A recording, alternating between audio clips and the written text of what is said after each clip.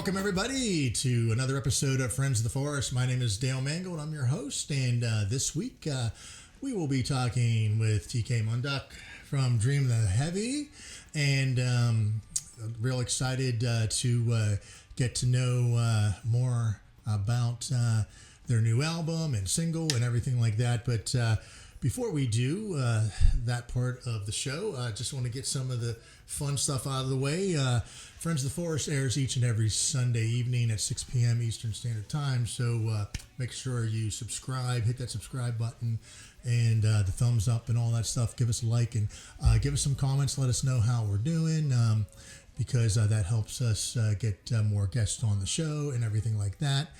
If you want to be a guest on an upcoming episode, email us at Forrest Of FangHorn, pgh@gmail.com, and we'll email you everything everything you need to know about being on the show. It's real easy. We do everything virtually, so it's easy like that. But if you happen to be in the Pittsburgh, Pennsylvania area, let us know that, and you can come here in Treebeard Studio, just like TK, and record your episode right here. So with all that wonderful stuff out of the way, let's dive into this week's episode.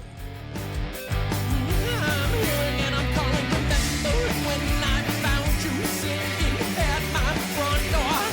I'm singing, remembering and wondering, yeah, when will we meet again? All right, welcome back, everybody. And this week, our guest is TK Mundok from Dream the Heavy. How are you, sir? I'm wonderful. Thrilled to be in the forest with you. Yeah, thank you for being on the show. Yeah, man. You know, we had to coordinate our schedules because we're both non-busy. So important. Important. Oh, yes, yeah. I mean, we don't do anything, you know.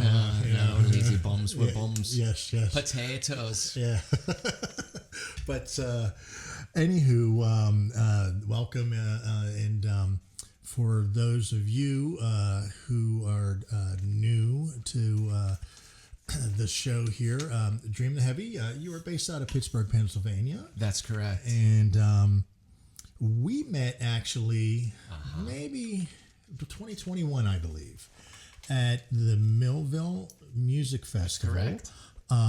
We were on the same bill in the same stage, I should say. Smithfield Street stage. Yes, and Sedgwick. Sedgwick, Like Street, Edie, yes. like Edie Sedgwick. Yes. Because this is Pittsburgh with Warhol, of course. Right, and now it wasn't Dream the Heavy. No, this was a blues band that I front called Black Cat Moan, which you can listen to on all your favorite streaming platforms as well. And the band that I was in was the Argonauts. The Argonauts, mighty Argonauts. Yes, sailing all the way from Mount Olympus all the way across the seven seas up the Allegheny River. Great show. To Pittsburgh, Pennsylvania. But that's how we, casually met. I was hoping that we would get to talk about that because it was pretty. It was a very pivotal point because if you don't mind me telling, you had an album coming out for the Argonauts, right? And you reached out to me saying, "Hey, I saw you at the Millville Music Festival, right, and enjoyed you." And I was like, "I enjoyed you as well. Would you like to come and play our CD release?" And I reached out to Black Cat Moan, and Black Cat Moan it's a Pennsylvania band. So it's spread across Pennsylvania. The rhythm section is 3 hours away, it's State College. And so, and they couldn't do it, but I was like, Black Cat Moan is unavailable, but I just started playing with these guys, Dream the Heavy, and we're doing some really interesting stuff. Yeah. And by the time of your album release, it's going to be really tight. Would you mind launching us? And he did. Yeah. And I was like, hell yeah.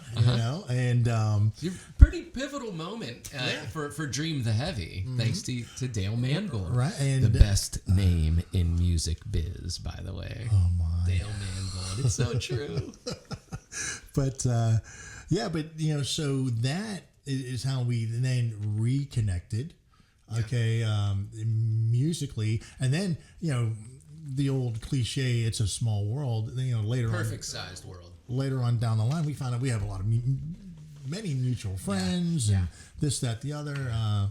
In various walks of life and businesses and stuff like that. And I was like, oh my God, do you know this person? Oh yeah, well, this person, or this person worked with your wife. And that's that for you out there that don't know Pittsburgh, or you're looking for a city to relocate to as a working artist. Pittsburgh is that way, and it's not that it's tiny. It's actually quite large, and it's growing and growing. But the artist community is welcoming, and it's tight, and it's not tight exclusive. It's, dude, this is tight. It's tight. You're doing that. I'm doing this. Let's come and play. And you will have mutual friends. You'll have mutual playmates. Pittsburgh is a wonderful city for the arts. And it doesn't matter what genre. No, it doesn't. That you play. It's like for the most part, genre fluid. Yeah, it is very genre fluid. I mean, on the same bill. I might be into this genre, you might be into that, but hey, you know what? I know someone who might be a perfect fit for you, and vice versa. Correct. And there's really not that much cutthroat. Heavens no.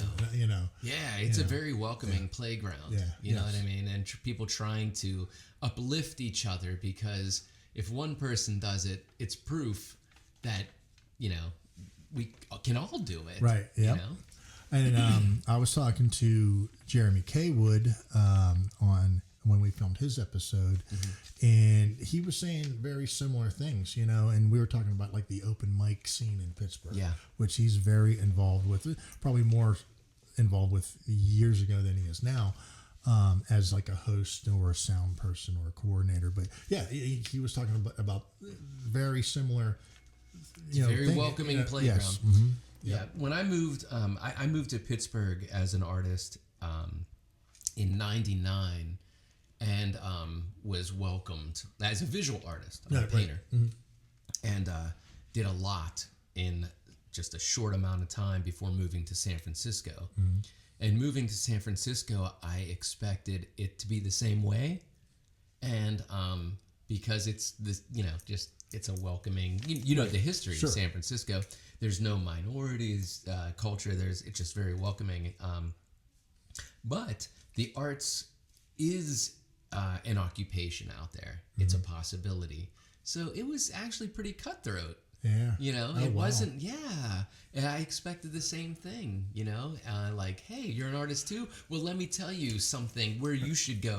Do you think maybe because it's a larger? Yes. Well, scene no, because being an artist is an occupational possibility there. Right. Gotcha. Now in Pittsburgh, it is as well, but it's not competition. It is, let's put Pittsburgh on the map. Right. And once Pittsburgh's on the map, then 3 generations they'll destroy it and put a gap on the corner of Haight-Ashbury, which is what I arrived to. On the corner of Haight and Ashbury was a gap when I lived out there. But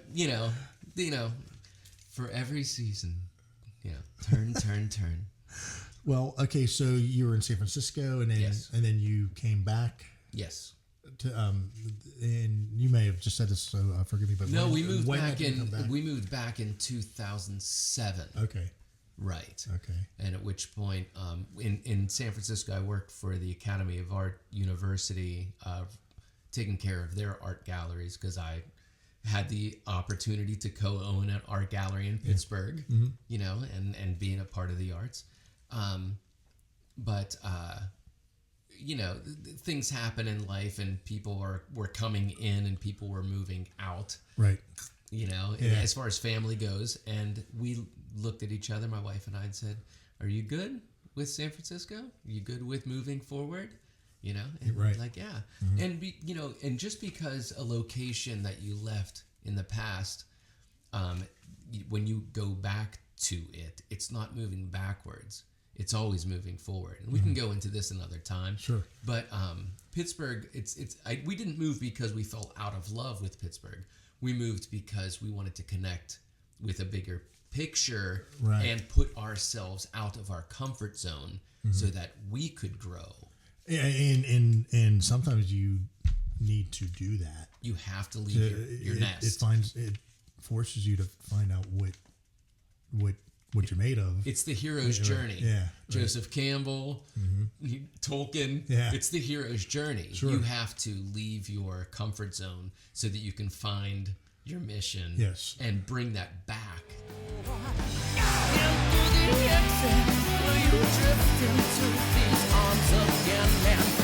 And through the exit, will you flow until tomorrow? Into the unknown tomorrow. Well, cool. Well, okay. So it's like you guys are back in Pittsburgh, and obviously on the music end of things, we talked about how we met with that first festival show, Black Cat Moan, and then moving forward with the Argonauts CD release party, Dream the Heavy. So, Dream the Heavy, tell us about, like, you briefly mentioned, oh, hey, Dale, I have this new project, but why did you want to do it? What, Right. And all that Yes, stuff. well, it was, like I mentioned, Black Cat Moan was a Pennsylvania project. So we played all around Pennsylvania, and it was hard to pick up all of the shows that a city had to offer. And that's Pittsburgh, where I lived. I was the only member that lived in Pittsburgh. And we were offered a lot of opportunities. And they weren't always possible. Right. Like when Dale reached out and said, would you like to come play? And it wasn't available. So I was really interested in having a local something, my local. Right. And what's so Paul, the bass player, who's from Oakland, California, ironically enough, yeah. same, a bridge across from each other. We met at picking up our kids, at school. Okay. And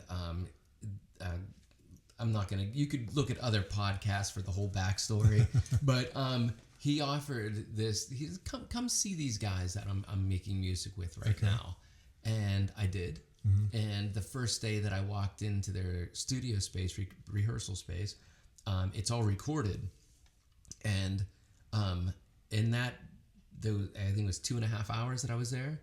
There were potentially 9 songs written, 2 of which made it on our album. Oh, wow. That just came out. Oh, that's pretty. Into the Unknown, Dream the pretty Heavy. cool. Yeah, Nice, so yeah. Eyes of a Killer and Candy are 2 tracks on this album that were written that first meeting. Wow, that's Yeah. pretty crazy, man. Yeah. Oh, nice. Yeah. And that's pretty cool whenever that happens, because you don't know it's going to happen. It's not like, hey, I'm going to play. I'm going to come. Nope, you have no idea. And he was like, hey, I'm bringing this dude over to check us out and blah blah blah. And then all of a sudden, Will you boom. resonate together? Exactly, Will you, right. Make this new?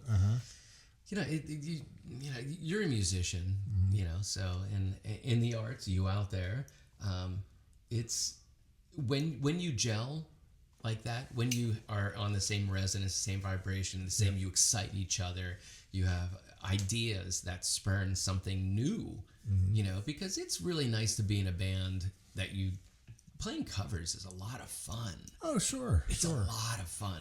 and I still enjoy doing that too. Me too. I mean, I like playing my own music, or if I'm in an original band for like someone else, it's like. I love playing old blues standards, But I love that. I mean, but when you meet artists that you can create something that has never existed until that new hive mind comes together. Yeah. Like you're building a whole new entity by having different individuals and different backgrounds, different experiences, Right.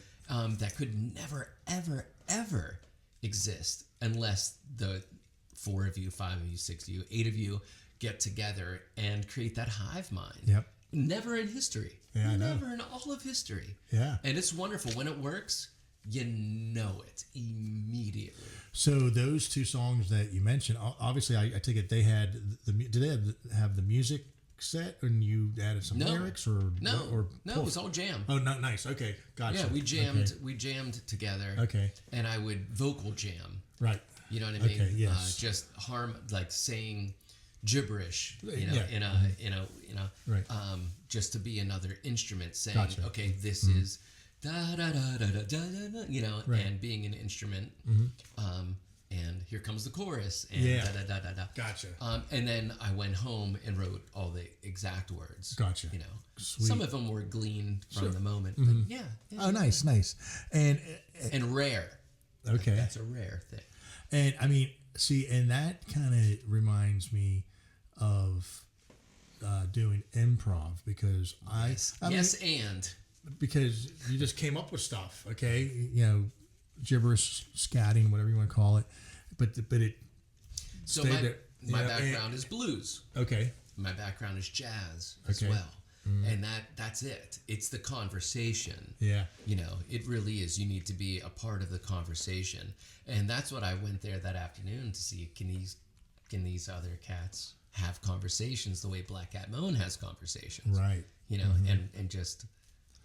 Yeah, and like you said, when you find that match, all those different pieces of the puzzle, they all come together. It's a new hive mind. It's a whole new entity, nice. And that's why you have a band, right? Sure, right, because that's a whole new something.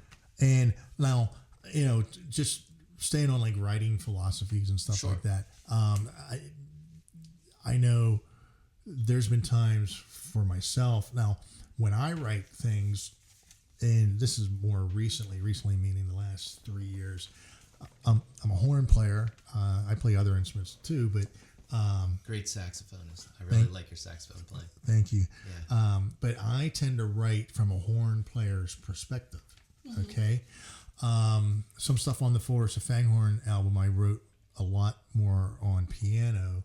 Then we were talking off camera about one of my old bands, old school rock band, Tobacco Road, which I wrote more as a guitar player. But I can see the chords better on a piano. Right. So could McCartney. Yeah.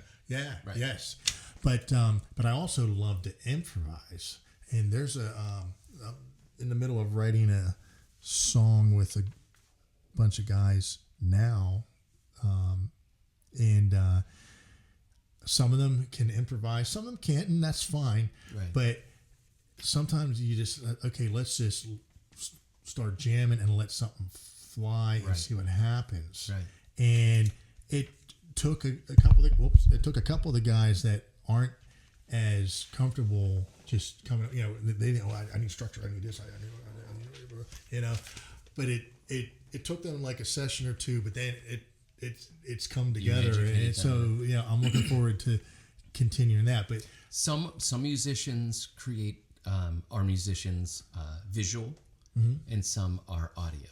Yeah, and it's those that know how to release and be audio driven musicians instead of reading it off of a page. And it's like commercial art and abstract expressionism. To listen and react, like I said, a conversation. Right. That is a listening aspect of creativity. And now, when you write with like Dream the Heavy, do you do primarily all the writing, or is it a group effort, or do you write lyrics and some of your music, or? Musically, I don't write any of it. Okay. I experience what's happening. I'm there as you know what I mean? I'm there to, when something clicks, I see them out of the corner of their eyes. How does it affect me? Yeah. I'm the audience at that point. Yes. And they're brilliant. Matthias Brown on guitar from Vermont. Right. Paul Dean Price III on bass from Oakland, California. Sully on drums. Sully. Which he goes by Sully on drums. Sully on He's drums. From Parts Unknown, but he Atlanta as well. You know, and now we have a Pittsburgh-born artist, Ryan Miller, on keys. Okay. And myself, the monk TK from Pennsylvania, born but all over. But I'm a part of their jam session, and it usually comes out of the rhythm section or Matthias, who is just, man, that cat, man, I'm really fascinated by where it always comes from him. Right. It always something new, something it's amazing. Now all of them are, but nevertheless, I become a witness, and as I see a pattern coming, and as I feel something happening in the room, everybody just starts, I from the beginning, I will either have, I'm constantly writing. Right. Gotcha. So I have a stack of lyrics, or, so I'll be scanning. If there's a pattern, I'll start putting words in. Gotcha. And just to connect something that like brings the veil down, and now something is being structured. And at the same time, it's very loose, so that I could be an instrument, a staccato instrument. Gotcha. Right. Right. Right. And I will scat, and I will make stuff up just so it fits in, and I'll bits and pieces,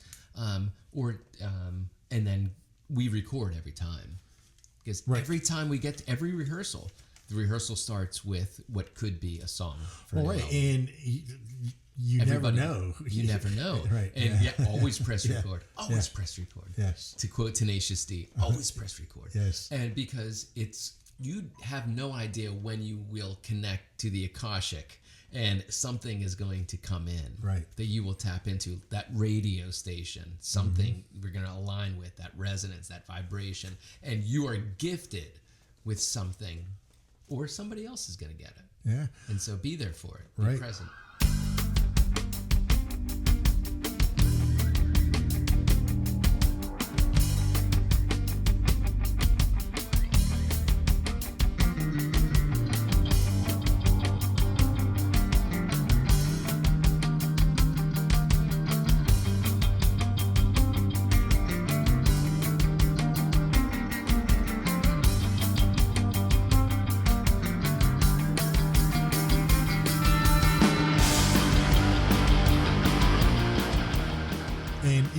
And people have different types and styles of writing philosophies and everything like that.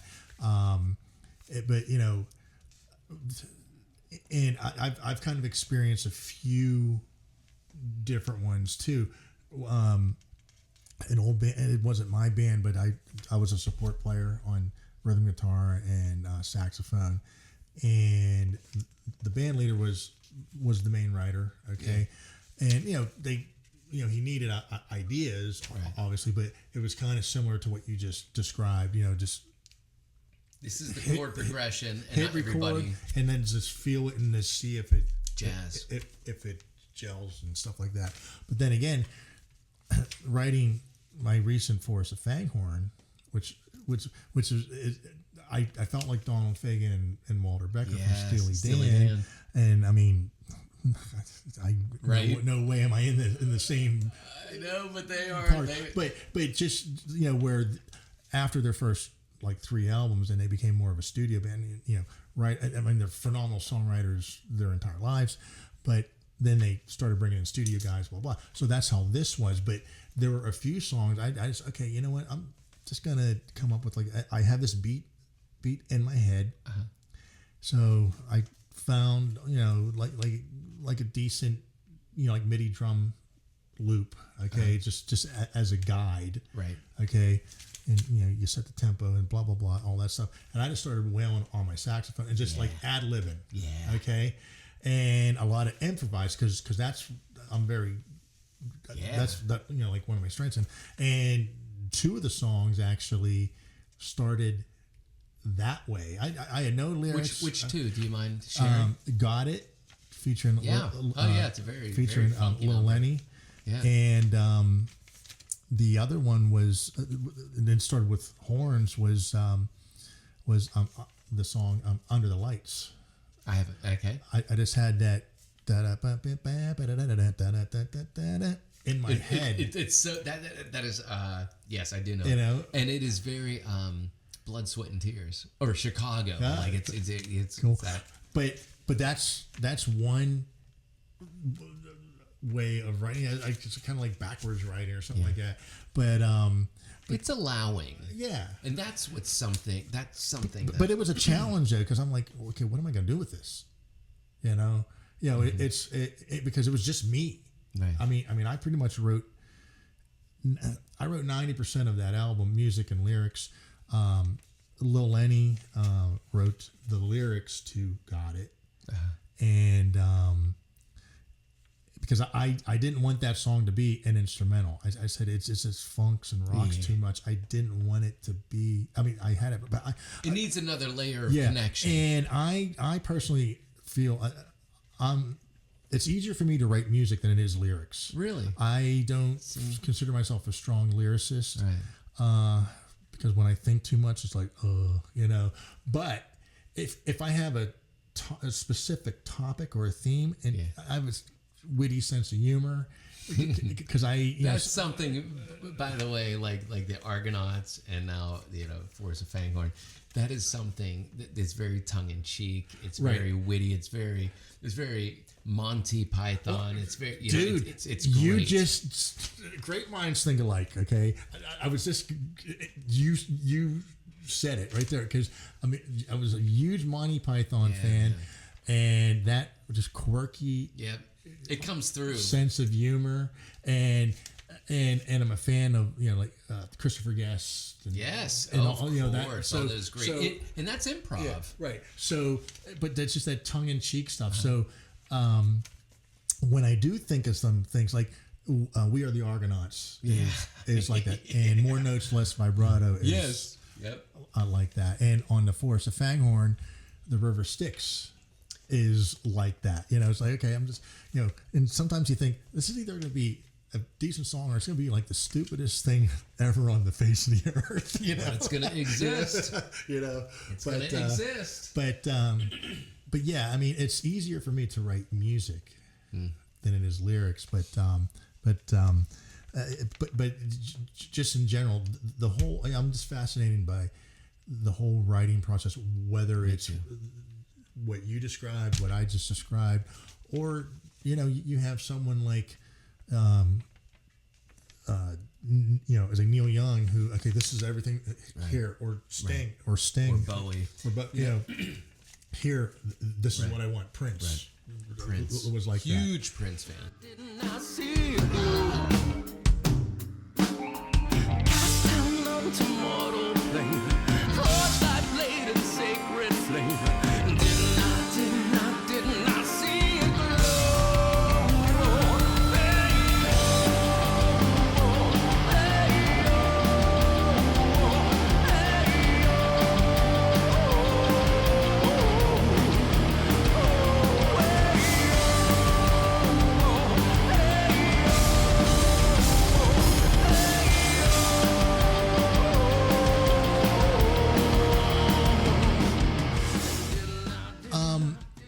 Let's move from talking to writing to your new album. Oh man, dude, I'm so excited, and congratulations. Thank you.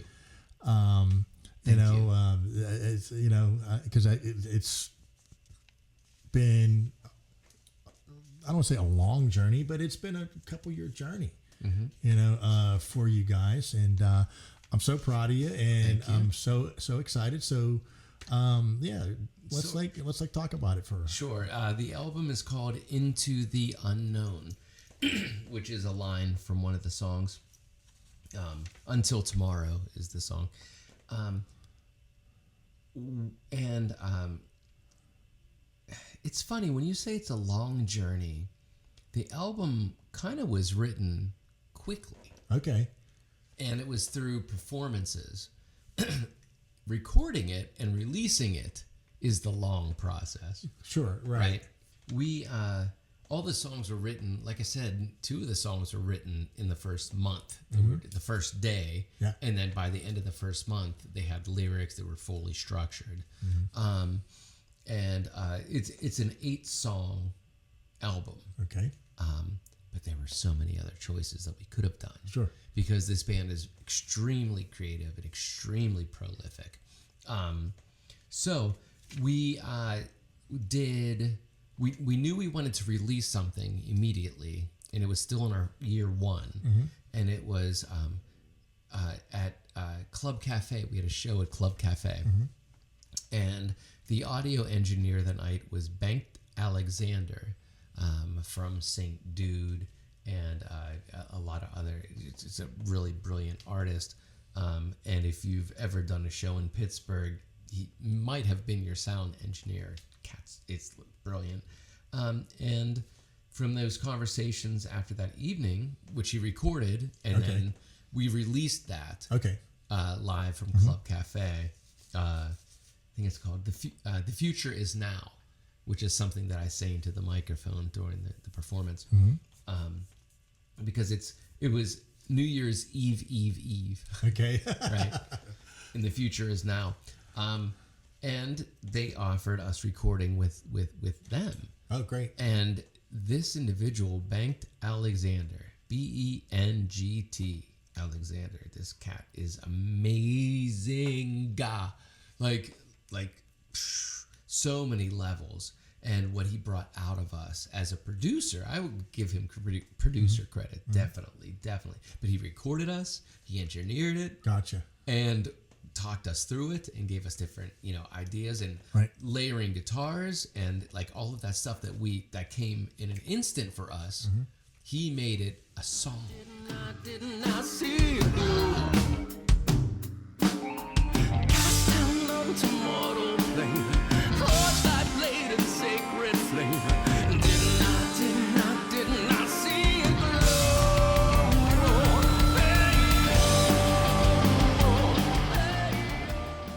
The single that you have out now, Flame. Yeah, that's our latest release before. So we released 3 singles and then dropped the album. Gotcha. And the first single was There You Go, because it was mixed. Yeah. So that was the first one, which was a great song. And then Until Tomorrow, which has the name of the album in it, Into the Unknown. And then Flame, which was our latest. And when you were asking about lyrics, actually, Sully on drums wrote the lyrics to that one. Oh, cool. So, yeah, we were in a room all together, and, I'm scatting. Right. And I went home and wrote lyrics, and Sully wrote lyrics. Yeah. And I said, you know what? That's really intriguing to me. It's very mythological. You love the myths as well. And so that song Flame is taken from the Greek myths as well. Very nice. Yeah. Yes. And that's what I like about songs too. You can enjoy songs in various ways. Some are just they're just there. They're fun sounding. Sometimes other songs where the lyrics are a little deeper. Yeah. And especially if the interpretation of the lyrics and how they're presented, and how they intertwine with the music, because sometimes there's songs where it seems like the music and the lyrics are just there, but they don't fit or gel. But then there's others like, oh my gosh, it's a good dance. Yeah. It's a collaboration. Like I said, it's a conversation.